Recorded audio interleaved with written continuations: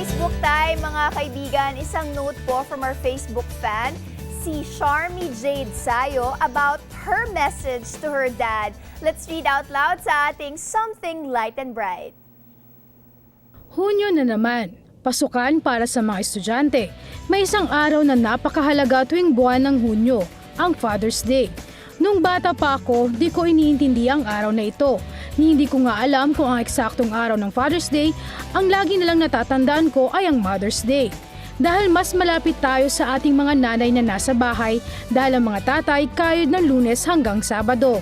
Pero habang nagkakaedad na ako, unti-unti kong na-appreciate yung mga ginagawa ng tatay ko. Di ko malilimutan yung pamamasyal namin sa kung saan-saan na mga magagandang lugar at pagkain na masasarap.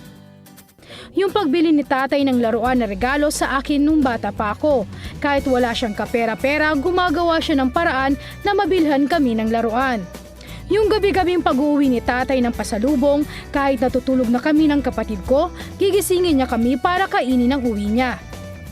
Marami pang mga bagay na ginagawa si tatay para sa akin, para sa kapatid ko, para sa nanay ko at para sa aming lahat. Nakakamiss kasi dahil may sarili na akong pamilya. Oo, kasama ko ang asawa at anak ko. Anak kong 1 taon at kalahati pa lamang ang edad pero napakakulit na.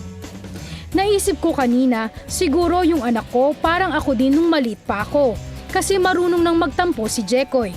Yun ang pangalan niya. Pero kapag may nakakatakot na palabas sa TV, sa akin pa rin tumatakbo para yumakap. Tapos kagabi, ayaw matulog kung di ko aakapin.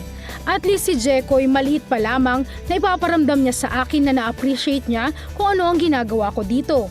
Di tulad ko, matanda na ako nung nalaman kong mahal pala kami ng tatay ko. Pero kahit nasa malayo ako, gusto kong malaman ni tatay na mahal ko siya.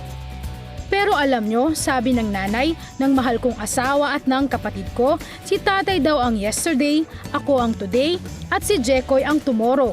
Magkakamukha daw kasi kaming tatlo.